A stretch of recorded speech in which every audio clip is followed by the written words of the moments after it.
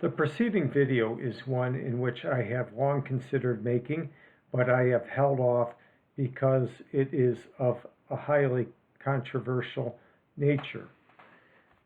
In fact, discussion concerning this topic has been much maligned and uh, has been shut down in a lot of places just because it is one that there seems to be a lot of disagreement. Now, my own YouTube channel has few followers, probably the number of viewers who are actually viewing this video, I would guess would just be in the single digits, as they usually are. I don't care because I make these mostly because I want to document some thoughts I have, and if other people want to tune in and see what I have to say, then that's great also. So let's do a deep dive on the subject. I'm speaking specifically about Kennedy Western University, which later became known as Warren National University. To explain what it is educational institution. It was originally based in California, and it was lastly in Wyoming where it was based. The whole operation operated out of Cheyenne, Wyoming. This was a school that offered distance learning courses ranging from business administration to IT to engineering. It was not accredited by any governing body, and that's important to remember. Although it was licensed, not accredited, but licensed as an institution of higher learning by the state of Wyoming. Eventually, it fell victim to political scapegoating, and from 2003 to 2004, it was the subject of an investigation by the Government Accounting Office, along with other unaccredited institutions. The purpose of this investigation was to determine if its degrees at the university were valid. This being for tuition reimbursement for students who were federal government employees. In other words, it was a kind of a narrow focus, although this investigation became quoted by others who have maligned the university in years followed. Now, this investigation was spearheaded by Senator Susan Collins, a Republican, who most of us have heard of. She's a senator from Maine. Anyway, in this hearing, no students were allowed to testify. That's important to remember. No students, no faculty, none of the administration officials, no one. And so most of the testimony was from people who are already biased and hostile towards the university. Needless to say, the results of this so-called investigation were not in favor of the university. This cast a pall over the university and its students, which was to exist for many years. This also in 2004, possibly because of this, the state of Oregon attempted to make it illegal for students to use such degrees, which is to say, enlist degrees at unaccredited institutions. To furthermore insult the students there, the Oregon Office of Degree Authorization, or ODA, referred to Kennedy Western as a diploma mill. I put that in quotes there. This was a term that was to be used later on by various opponents of the school. Now, it's important to understand what the meaning is of a diploma mill. According to Merriam-Webster, the diploma mill is an unregulated institute of higher learning education granting degrees with few academic requirements. Now, would Kennedy Western fall in this definition? I suppose it depends on who you ask. Most of the students that you would probably talk to, and I know other students here, would say that this is not the case. This is hardly true because it does take considerable effort to earn such a degree. Now, it is, in other words, a very subjective term, diploma mill. Now we should understand that there are many bogus schools out there. We know what they are, and they're easy to find. They're schools that say you don't have to come to any classes, just pay us money. We'll send you a diploma, we'll send you a degree no one will ever know. In fact, those are actually the sneakiest kind because very little information exists about them because they're not real schools. They're just businesses, and some services will even list actual schools, like, for example, Stanford or MIT or Michigan, and they'll even supply bogus transcripts. Now, as I said before, this is not something that a lot of students agreed with, this being compared to these others.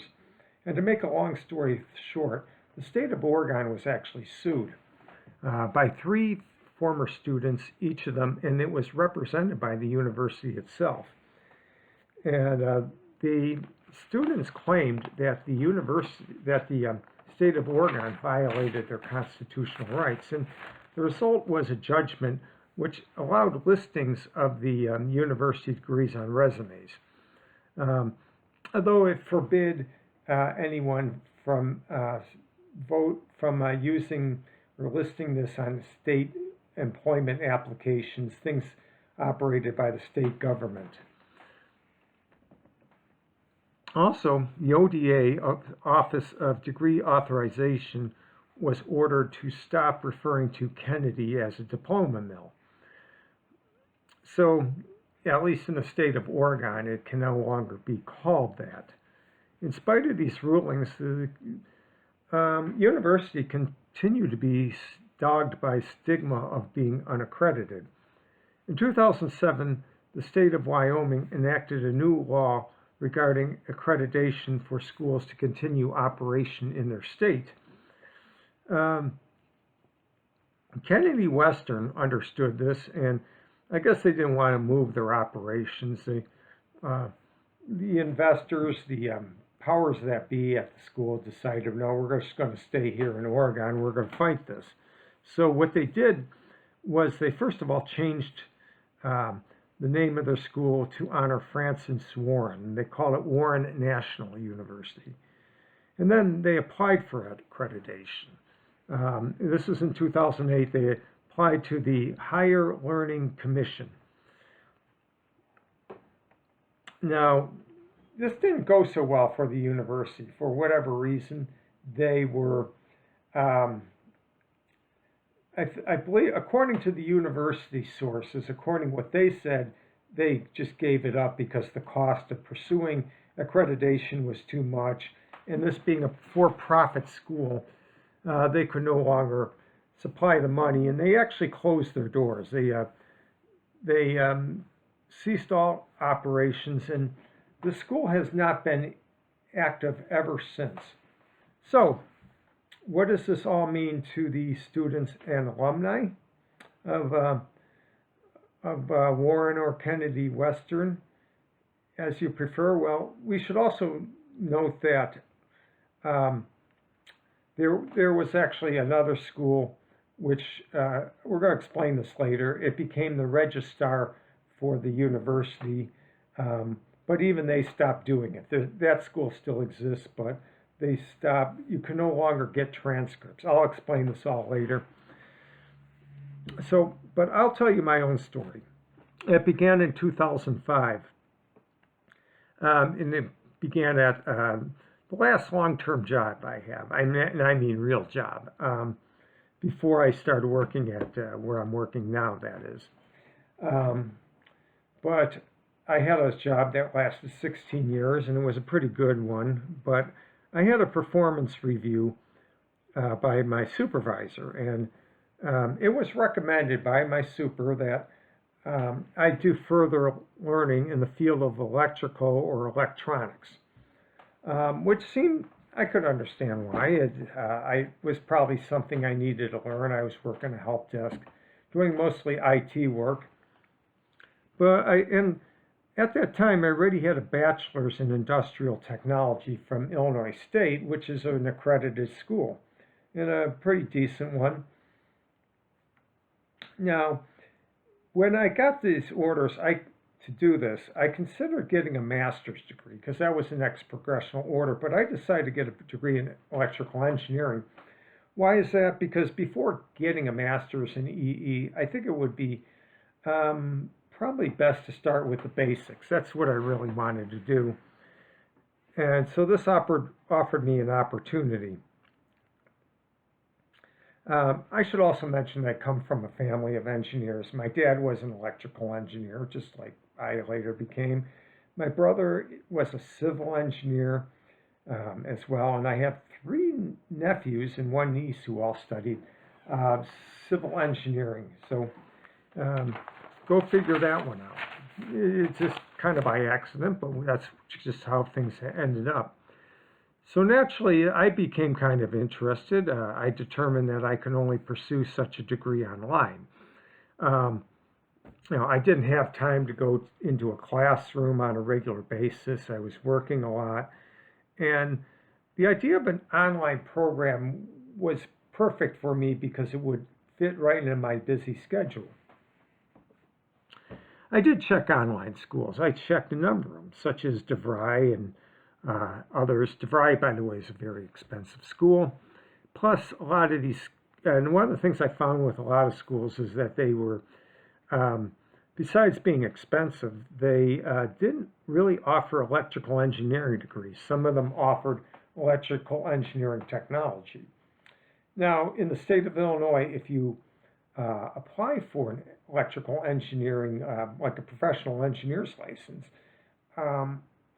an electrical engineering technology degree won't cut it. They specify that you cannot use a technology degree at all, and that has to be a pure engineering degree.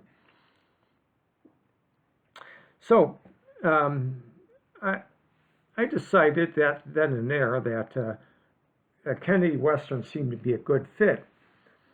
I looked over the program carefully.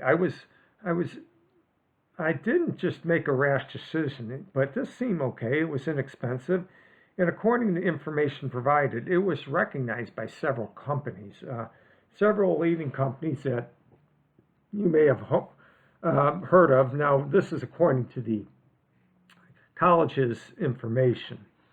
They listed school companies that would actually do tuition reimbursement. Unfortunately, mine was not.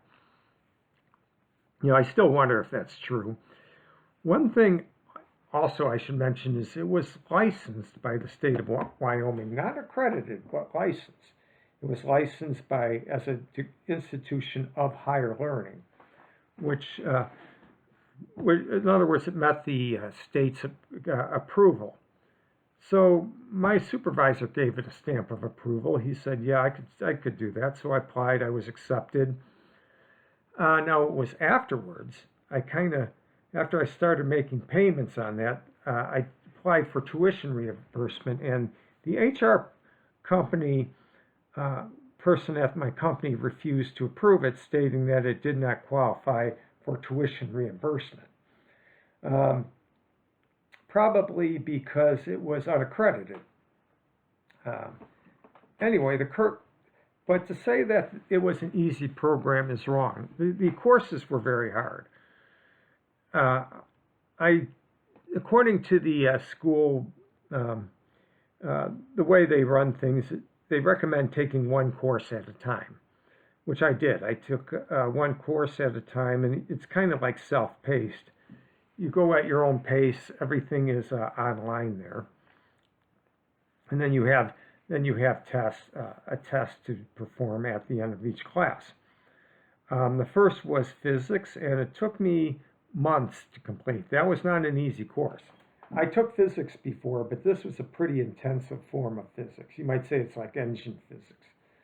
Um, that covered some very deep concepts and used very advanced mathematical knowledge. Uh, and then there were other things. I took engineering mathematics, which comprised of both differential and integral calculus as well as differential equations. Uh, there was circuit design and many other things. The final the final thing I did was actually a final project, which was a term, you might call it a term paper. Actually, it was an entire project that had to be over 100 pages. It had to be well documented, and it had to be judged by the faculty. Now, one problem I did have, and this was something significant for me, is that I couldn't get help from instructors. I mean, you would email them. They would take a very long time, over a week sometimes, to get back to you, and that's just for one question. Now, the instructors had good credentials coming from, and they came from Stanford, MIT, and other prestigious schools. But they didn't, as I said, they didn't respond immediately to questions. A lot of these students, instructors, as I later learned, were doing this part-time in addition to their other duties at these universities. Now, as I said, I completed this 100-plus page. I did an essay. It was on electrical traction, and it was I had to use a number of well-documented sources, and the sources themselves had to be approved. Well, as you might have guessed, I got seriously in debt from going to this school. My college wouldn't, my work would not pay for it. But one unfortunate thing happened to me. It was rather a tragic blow for me, and that was I lost my father. Now, the silver cloud to that otherwise very dark, the silver lining to that otherwise very dark cloud was that I did get a considerable inheritance, which I used to pay for my education. At least in part of it, I also paid for other debts as well. As I said before, the university closed, and then several other problems were encountered. Now, another university, this was another for-profit university with somewhat better accreditation. I believe that the American school, now this was multinational, but the American school was not accredited, but it was part of a bigger school that was. Anyway, I won't mention it by name, but they were acted as the registrar to provide transcripts. But after a while, that got stopped. I'm not sure, maybe they just didn't make money doing it, who knows. But this was a problem for former students. They were kind of left twisting in the wind. They couldn't get transcripts, they couldn't get copies of their diplomas, what could they do? Particularly those who couldn't even finish their degrees, they kind of ended up with not a lot. Fortunately for me, I ordered several copies of the transcripts, and I was able to use these transcripts to pursue a master's program at a major accredited university. I would add that this university, this time my work did pay for this, although in due time I was laid off from the school, and I actually was forced to withdraw from the master's program.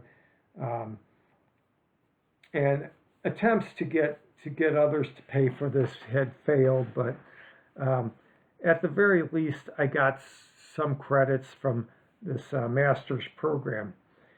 But I'm going to tell you what I did learn and I did realize from this experience.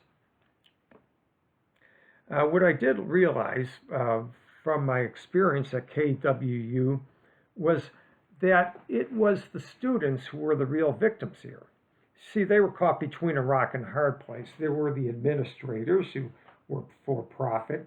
Now, I'm not going to fault the instructors because I think they did a pretty good job. It was a real program with real instructors, and it was very challenging. But I'm going to put a lot of fault at the feet of the administrators, the people who ran the school, because what they did is that they put up their own people to try to sell the school. Some of what they said was true, some of it not. And they eventually pulled the plug on the school. They probably could have done something else to continue the school, but it really left the students high and dry, and they were the ones who suffered. But it wasn't just the administrators. There was also, I put a lot of blame at the accreditation cabal, the people who refused to accredit the university and the various sources that actually spread mistruths about the school. And I can't point this out enough. There's a lot of misinformation about the schools. It's all based on things that are not true, allegations, half-truths, things that went on in the GAO, which it's out there to read, but I'm going to tell you a lot of it was just not true. No student, by the way, no students or faculty or administrators were even allowed to have their words recorded at that investigation. It was, in other words, it was very biased. Let's put it that way. Now, you may ask, did I regret pursuing this degree? Well, somewhat, but I'm not going to say that was altogether bad. I mean, I think I did learn from it in a lot of ways. I learned, of course, the courses that were offered. I still know a great deal of work concerning electrical circuits, electrical engineering, information, physics, mathematics, and the like. I know I've learned a great deal of that, and I've retained this knowledge. I still have the textbooks, which I often use, by the way. Now the question is, would I ever go to a school like WNU or KWU, which is not accredited or even seeking accreditation? Probably not. For one thing, the world of online degrees have changed a lot just exponentially since I'm there. Now a lot of legitimate schools, and I use that in quotes, legitimate, but there are a lot of programs from different state schools, from different state-run institutions, as well as quite a few private schools which offer degrees on things like electrical engineering. So now you do have to pay a little bit more, I'll admit that. These are not cheap schools. They don't come cheaply. In fact, one of the appeals of an unaccredited school is that they don't cost a lot. Now, the problem is you're going to have to really fight for your own credibility if you put it on a resume. You might have to do quite a bit of explaining. I don't regret that I went through this program all that much, but that's the lesson I've learned. Now, I hope we all learn a lesson. So, lessons learned, I hope you learned something as well. So, that concludes today's discussion, and until next time, stay curious.